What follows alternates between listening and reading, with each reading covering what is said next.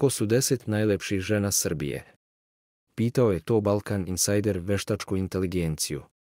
Pogodite koje poznate sportistkinje, pevačice i manekenke nam je predložila analiza KI.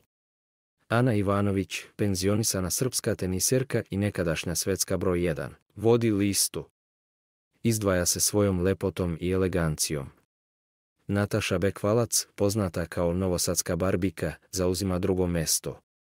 Bojana Novaković, glumica rođena u Beogradu koja je odrasla u Australiji i igrala mnoge uloge u hollywoodskim filmovima, nalazi se na trećem mestu. Jelena Karleuša, također poznata kao skandalozna diva, zauzima četvrto mesto. Ona je popularna pevačica i bivša članica žirija šoua Zvezde Granda, poznata po svom smelom stilu i harizmatičnom prisustvu, Katarina Živković. Još jedna pevačica zauzima 5. mesto i ceni se zbog svog nastupa na sceni i svoje lepote. Nina Seničar, manekenka, glumica i voditeljka, nalazi se na 6. mestu.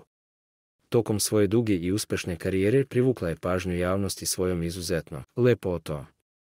Aleksandra Prijović, jedna od najpopularnijih mladih pevačica na srpskoj sceni, zauzima 7. mesto i poznata je po moćnom glasu i impresivnim nastupima. Seka Aleksić, poznata pevačica, zauzima 8. mesto zbog svog doprinosa muzici i fizičkom lepotom. 9. mesto pripada Ivani Maksimović, olimpijskoj vicešampionki u streljaštvu, koja se ističe svojom snagom i lepotom. Sloboda Mićalović, glumica, zauzima 10. mesto.